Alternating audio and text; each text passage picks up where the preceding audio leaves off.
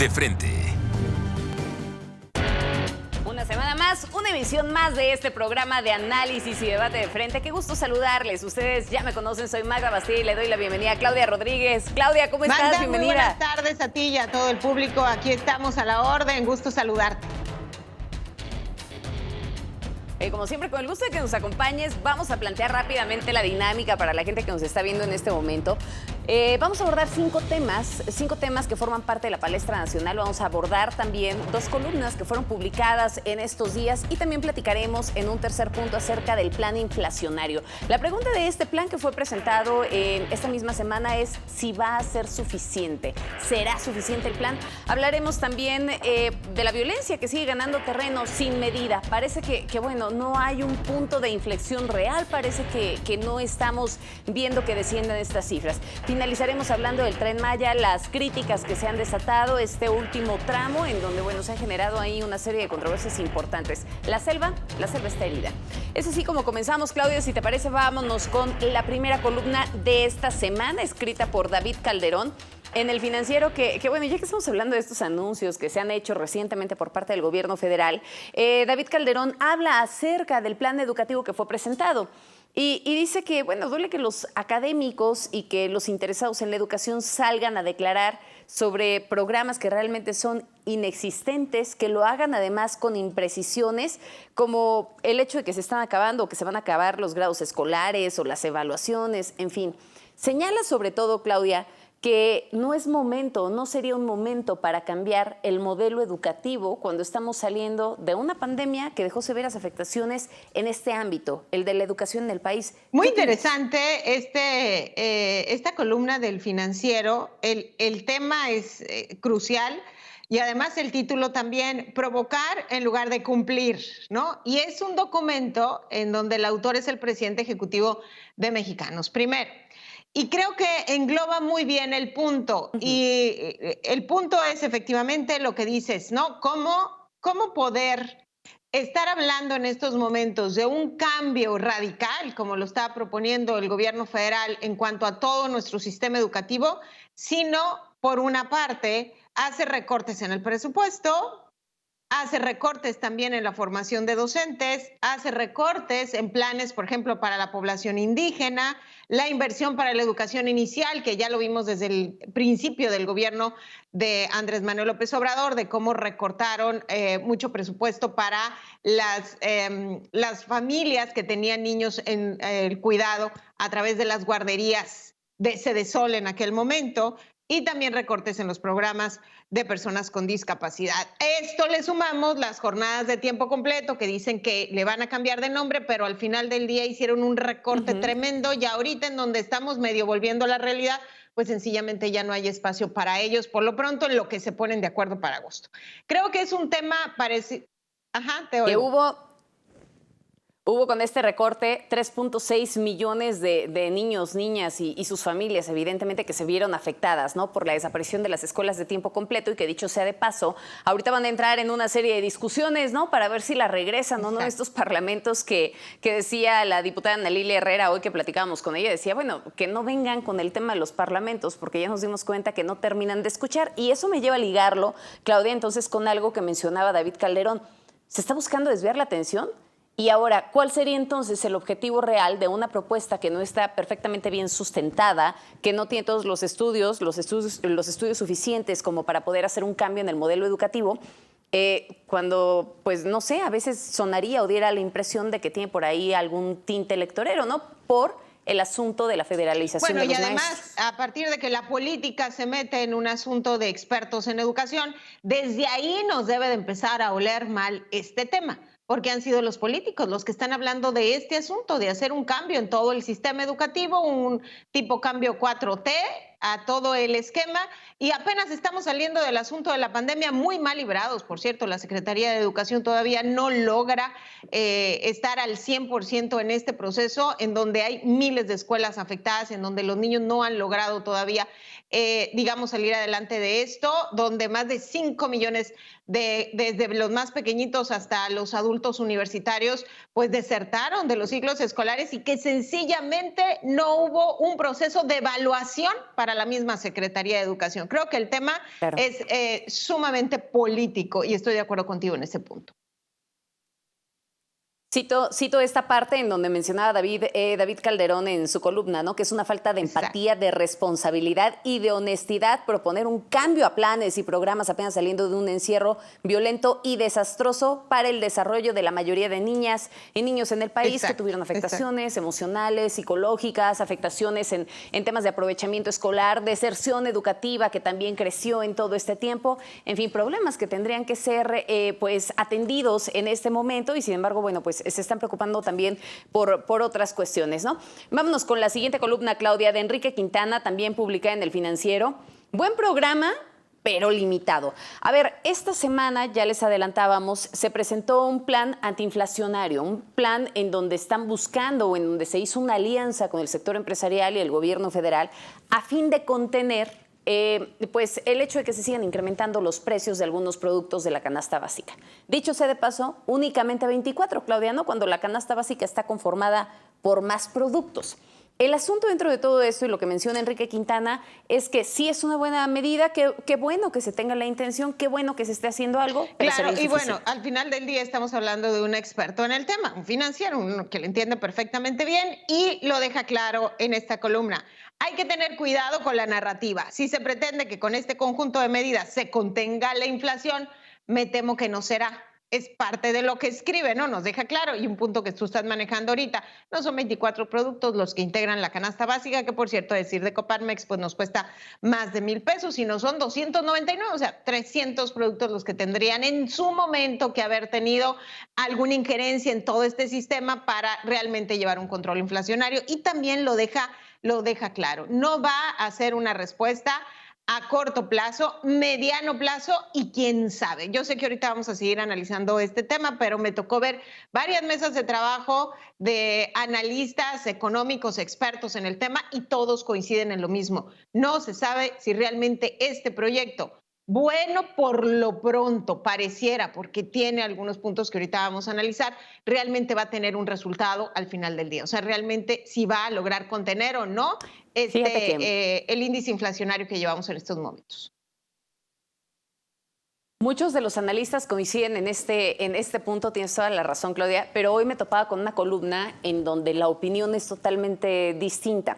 Ayer Viri Ríos publicaba en Milenio y hablaba precisamente acerca de este tema, ¿no? De inflación, pensar fuera de la caja. Y parte de lo que ella mencionaba y que contrasta un poco también con lo que menciona Enrique Quintana aquí en El Financiero, es que lo que se buscaría es dejar la parte ortodoxa y generar modelos disruptivos a fin de poder contener la economía, que lo están diciendo también algunos otros analistas internacionales, algunos otros estudiosos en materia económica, en donde dicen que pues hay que buscar algo que pase fuera de la política monetaria convencional para poder salir de esta crisis, ¿no? Es una visión interesante y una visión contrastante con parte de esto de que se menciona y que yo también coincido con muchos aspectos de lo que menciona Enrique Quintana, pero creo que vale la pena el poder contrastar. Bueno, lo único esas que podemos opiniones. rescatar hasta el momento es que por fin se está haciendo algo, ¿no? Eso es lo único rescatable hasta el momento. ¿Por qué? Porque lo vimos durante pandemia, los escasos proyectos que presentó el gobierno federal que nos sirvieron de mucho, la realidad, pues nos dejaron con la posibilidad de tener en estos momentos entre 2 y 3 millones de mexicanos más que van a entrar al tema de la extrema pobreza en toda la República Mexicana, ¿no? Y que estamos hablando arriba del 40% de la población que estará bajo esta circunstancia, pobreza extrema laboral. Así que e incluso, bueno, es parte, claro, de todo un tema internacional en donde evidentemente estamos inmersos, pero que el gobierno por primera vez pareciera que está haciendo algo al respecto. Pero ahorita vamos a hablar sobre el tema, ¿no? Más ampliamente. Ayer, platicando con Pedro Tello, decía, trataba de hacer un balance muy objetivo, ¿no? Sobre las cosas de la política monetaria, cosas positivas que puede llegar a estar teniendo la política monetaria de Andrés Manuel López Obrador.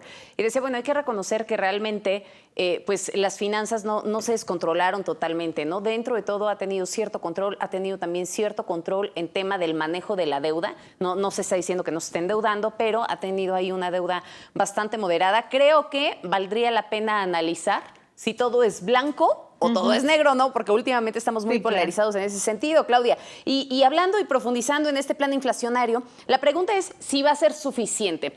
Aquí, y retomando lo que mencionaba Enrique Quintana, parte de lo que dicen algunos especialistas es que van a ser solamente como aspirinas para el gripón, ¿no? Entonces mencionan, a ver, qué bueno que se estén aplicando estas medidas, pero únicamente van a tardar cierto tiempo, van a llevar tiempo en poder aplicar, muy probablemente empiecen a mejorar inclusive la producción, a contener un poco los precios, pero no van a acabar con la inflación, considerando que también tenemos factores internacionales. Ahora, dividí el análisis en las buenas y en las malas. Es lo que yo veo dentro de, obviamente tomando en cuenta pues, los analistas y expertos en este asunto. Las buenas, reitero, por fin pareciera que se está haciendo algo en materia de inflación para evitar llegar a 2 dígitos. Ese es por un lado. Y hablando de las buenas también, por fin se están tomando medidas en algunos puntos que no deberían tener nada que ver con la inflación, como es el tema del transporte y la inseguridad, pero que ahora nos está pegando a partir de esto. Tú sabes, Magda, que en Mega Noticias hemos hecho varios reportajes especiales hablando sobre la inseguridad que se vive en las carreteras, el robo al transporte foráneo, el robo al transporte de carga, que ha implicado las consecuencias que tenemos ahorita, que transportar un producto nos cuesta más caro que antes. Ahora, si dice el gobierno, vamos a tomar medidas de seguridad, no debería tener nada que ver, pero en fin, lo dejo ahí porque es parte del plan. Y claro, el freno a las... Ajá. Oye, pero también mencionaba, ¿no? Dentro de esta inseguridad, bueno, lo vimos recientemente también con una manifestación importante por parte de los transportistas a nivel nacional, en donde llegaron y bloquearon todas las carreteras, ¿no? Exigiendo eso, exigiendo mayor seguridad. Y también hablaban del tema de los peajes, ¿no? De que no se va a incrementar ya el costo de los peajes, pero pues es que el incremento nos llegó a inicios de año. Bueno, se paraliza en ese aspecto el peaje, algunos servicios. Creo que también algo bueno, lo que habíamos visto por parte de este gobierno, era el rechazo total a la iniciativa privada. Y ahora lo vimos sentado en Palacio Nacional, aparentemente un acuerdo. Esperemos que sea de buena voluntad, que no les hayan hecho manita de coche a ninguno de los que estaban ahí, manita de puerco, pues, a ninguno de los que estaban ahí. Pareciera que es un acuerdo de buena voluntad. Ahora, eso, el freno de los aranceles también, que digamos que, bueno, son medidas que se tuvieron que haber tomado en otro momento y que ahorita, bajo estas circunstancias, dice el gobierno, me veo obligado y lo hago. Ok, pareciera que son buenas noticias. Y además, bueno, ¿qué vamos a decir cuando lo que se está buscando es incrementar la producción de los granos en México? Eso es algo básico que debería estarse trabajando hace mucho y que no tendría que ser especialmente con el tema de la inflación. Pero bueno, va en el tema inflacionario. Que esas son las buenas. Las malas, obviamente, es que no hay garantía. Los expertos dicen que esto, bien lo comentaste tú, pareciera una aspirina y no solamente una solución. Y sobre todo que estamos hablando de 6 meses, nada más. 6 meses en donde el Bimbo o la compañía Bimbo, pues dijo que el pan blanco, el tradicional, el que pensamos que es el que más se vende, el blanco, pues sencillamente no va a aumentar en 6 meses. Ahora el interrogante de todos, ¿y qué va a pasar después de esos 6 meses? ¿Nos van a cargar lo que no aumentaron en ese tiempo? Porque tampoco se dijo nada de eso. Así que todavía quedan algunos puntos interrogantes ahí. Por eso te decía que es interesante el echarle un ojo también a la columna de Viri Ríos, ¿no? Porque ella mencionaba que hay una parte importante en la inflación global que no se debe a un equilibrio de mercado competitivo, sino al abuso de empresas que han disparado sus utilidades. Y en México la situación podría ser más grave porque los márgenes de ganancia de las empresas mexicanas han sido sistemáticamente superiores a los del resto del mundo e incluso a los de México mismo en los años 80. Entonces, creo que está interesante el poder analizar. Claro. Es un tema sumamente complejo. Lo cierto es, Claudia, que pues al final del día nos impacta a todos los mexicanos, ¿no? ¿Y cómo nos damos cuenta de la inflación? Pues cuando ya no te alcanza, ¿no? Cuando ya no te alcanza con los 500 pesos que comprabas la comida y que dices, oye, ¿en qué momento se me disparó 800 a 1,000 pesos y que nada más no sale, ¿no? Esa es la parte verdaderamente preocupante, que sí hay factores o sí hay tendencias internacionales que también repercuten, pues unas aspirinas a lo mejor para este resfriadón, para esta neumonía, ¿no? Vámonos con el siguiente tema. A ver, la violencia sigue ganando terreno, esa es una realidad, parece que no hay una medida clara, el miedo, la incertidumbre, la angustia, el desamparo, la inseguridad. ¿Qué más te gusta? La impotencia que se siente todos los días en cualquier estado de la República, en donde se vive violencia cuando no es Zacatecas, es Michoacán, es Guerrero, es allá Sonora, ahora el Estado de México, también en la zona sur. En fin, o sea, ¿con qué se le pone freno a esto? ¿En qué momento llegamos ¿Qué hasta te puedo este punto, decir si Claudia? vivo en la segunda ciudad con mayor percepción de inseguridad en nuestro país? Arriba del 95% de la población se siente insegura. Bueno, ¿qué te puedo decir? Pero además, a partir de que la misma ciudadanía nos sigamos haciendo el siguiente cuestionamiento, nos queda claro que el plan del gobierno federal no ha servido para nada. ¿De qué nos sirve la Guardia Nacional? Eso es lo que nos preguntamos. En el caso, por ejemplo, de Ciudad Obregón, aquí donde vive su servidora, pues nos los preguntamos casi todos los días porque por lo menos asesinan a una persona al día, una ciudad de menos de 500,000 de habitantes. Nada más, yo creo que con ese dato y sobre todo tomando en cuenta, pues que la Guardia Nacional, según los números oficiales, tiene 23,000 de sus elementos, pero en total ya trabajando en conjunto la Marina, la Sedena y la Guardia Nacional, pues son más de 100,000, son 114,000 personas y por cierto en su última convocatoria, la de este año, pues les están ofreciendo hasta 19,000 pesos mensuales, claro, dependiendo de la jerarquía, pero así se vende la Guardia Nacional. Entonces, haciendo números entre el volumen, lo que nos cuesta, pues no nos está cuadrando con los resultados, ¿no?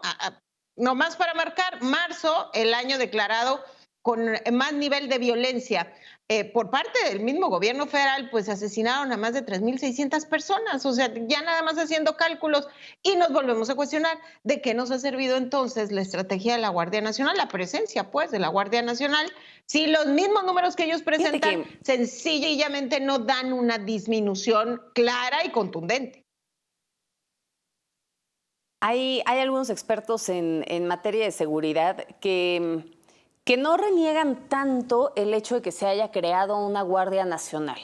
Más bien de lo que de la queja radica, uno, en que estamos viendo una Guardia Nacional que está totalmente militarizada, por una parte, y por el otro lado, en que se ha ido desarticulando a las policías locales en lugar de fortalecerlas. Eso quiere decir que dejaron de mandarles inversión, dejaron de equiparlas, dejaron de muchas cosas, ¿no? Eso, pues cuando estás hablando del delito del foro común, ya dejando de lado toda esta tragedia que se vive día con día en torno al narcotráfico, cuando estás hablando del delito del foro común, el que le golpea al ciudadano, pues es el poli, ¿no? El poli de la cuadra, el que te tendría que echar la mano, el que tendría que actuar, el que tendría que accionar en ese momento y sin embargo no tiene ni siquiera las herramientas suficientes para poder trabajar. Creo que, como señalan todas estas personas con las que hemos tenido la oportunidad de platicar, Claudia, pues el verdadero problema estriba ahí, ¿no? O sea, en que realmente se desarticularon, no se han fortalecido, tal parece que se apuesta por su desaparición. Claro, pero aparte hay que sumarle a todo el conjunto de detalles que estamos mencionando en estos momentos, pues el tema de la impunidad. O sea, así como no se refuerza a las polis, a las municipales o a las estatales, pues tampoco se hace un reforzamiento en el plano jurídico ni una limpieza, ¿no? De las agencias ministeriales, que ya sabemos cómo se encuentran. El nivel de impunidad que tenemos en estos momentos es del 94%. O sea, estamos hablando prácticamente que ninguno de los delitos o un delito a lo mucho, ese es el que se soluciona de 10 que se pudieran estar presentando. Yo creo que por ahí también va este asunto. Militares en las calles no garantizan mayor seguridad. A la ciudadanía nos ha quedado muy claro, al gobierno federal evidentemente no, y donde deberían irse el presupuesto, los dineros, como decimos en la calle, pues para allá no llegan, que es la limpia ahí en el sistema judicial y claro, toda una reestructura.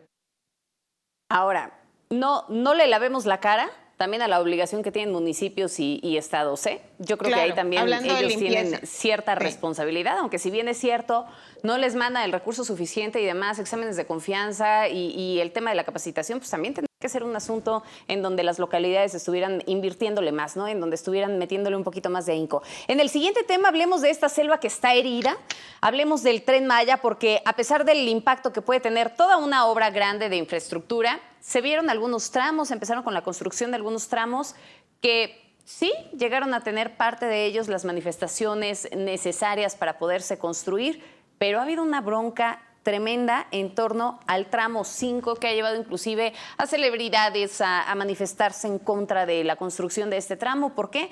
Pues porque estamos hablando de que hay una zona importante que se está afectando, se cambió el trazo y eso evidentemente está dañando ya la selva al sur de nuestro país. Fíjate, hablando del Tren Maya, nada más si le pones Tren Maya y entras al proyecto del gobierno federal, vienen unos puntos sumamente interesantes, porque dice, es un proyecto para mejorar la calidad de vida de las personas, para cuidar el medio ambiente y detonar el desarrollo sustentable. Yo creo que desde esas primeras frases que enmarca el gran proyecto del Tren Maya, que por cierto ya nos va a costar muchísimo dinero más del proyectado, en sus inicios ya va a costar 180,000 millones de pesos, un casi 27% más. Yo creo que ya con eso tenemos para darnos cuenta de los graves errores. Aquí el primer cuestionamiento sería, ¿quién determinó que había una necesidad de crear un tren que circulara por toda esa zona? ¿Quién dijo lo necesitamos y levantaron los gobiernos las manos? ¿O dijo la ciudadanía? Presidente, ¿quién más? Se supone que un gobierno trabaja a partir de las necesidades que le marca la población. Se supone, ¿verdad? Yo creo que desde ahí ya empezó con el pie izquierdo. A ver, lo que sí es innegable, y déjame hacer ahí un paréntesis, es que sí, definitivamente el sur de nuestro país sí requiere un mayor desarrollo. O sea, eso sí es innegable, sí requiere pero con un impulso. Tren que la nos forma en la que viven, 180,000 pesos. En el norte del país, no estoy defendiendo el tema del tren, pero la forma en la que viven en el norte del país es totalmente distinta a la que se vive en el sur. Entonces yo creo que se puede partir de ahí, sí, puede ser una buena intención, pero me parece que volvemos a caer en el mismo punto de lo que ha sucedido con las buenas intenciones, ¿no? Si se toman las decisiones sobre las rodillas, terminamos generando mayores afectaciones que beneficios. Me parece que es ahí en donde radica el tema, además, ¿no? Tendríamos que sumarle esto, si se requiere mayor desarrollo, sobre todo una zona que es foco número 1, no nada más a nivel México en cuanto a área turística, sino a nivel Latinoamérica, pues tendríamos que hablar de desarrollo como municipio. Si todos esos millones de pesos se enfocarían pues a crear una estructura más fuerte del municipio, porque el Tren Maya lo que está haciendo en estos momentos es destruir. De hecho, ya los expertos ni siquiera están garantizando que se va a terminar para finales del próximo año. Posiblemente pudiera llegar hasta el 2024 y quién sabe si van a alcanzar a terminarlo. Y a esto le sumamos, claro, todo lo que ya sabemos que está destruyendo de alguna manera la selva, todo su entorno y un área natural que debería estar protegida y buscar otra manera de desarrollarse, no nada más así. Pero vuelvo al punto original, ¿quién hizo la solicitud de que necesitaban en esa área de México un tren con esas características cuando lo que se requiere es potenciar los municipios? Porque, se crean más hoteles, ¿dónde vive esa gente? Si ya vive en zonas irregulares, porque los municipios no tienen para cargar toda esa infraestructura. Claro. Creo que el Tren Maya debería definitivamente seguir adelante. Nos está costando mucho, nos va a costar más, porque con tantos amparos, pues no sabemos si al final del día va a quedar a medias, ¿no? Como un elefante blanco. Son preocupaciones genuinas, sobre todo cuando estamos hablando, sí, del impacto ambiental. A ver, es una región de ríos subterráneos, de cavernas sumergidas, probablemente, y hay que decirlo así, la más importante del planeta, y parte de lo que están diciendo también los especialistas, es que no nada más es el riesgo que se puede llegar a generar en este sistema ecológico, ¿no? Sino también en un patrimonio natural de México, del planeta, pero se podría poner en riesgo la operación del tren. ¿Por qué? Pues porque ellos mencionan que es algo así como un queso gruyère, ¿no? Entonces, el paso del tren puede tener un riesgo ahí importante. Creo que es un debate sumamente interesante. Lo cierto es que en este momento hay una suspensión y ya veremos cómo avanza el tema, ¿no? Poco a poco, con los amparos que se han logrado, pues está suspendido. Ahí está en stand-by ese último tramo, el tramo 5 de este Tren Maya. Como siempre, Clau, muchísimas gracias. Al contrario, Magda, un gusto como siempre. Un placer conversar contigo. Nosotros ya nos vamos. Joely Ramírez, ¿cómo estás? Un gusto saludarte a ti y al auditorio. Vamos a platicar en minutos con el ex embajador de México en Cuba, Ricardo Pascoe, precisamente para evaluar la gira del presidente mexicano por Centroamérica y el Caribe. Abrazo, Joe.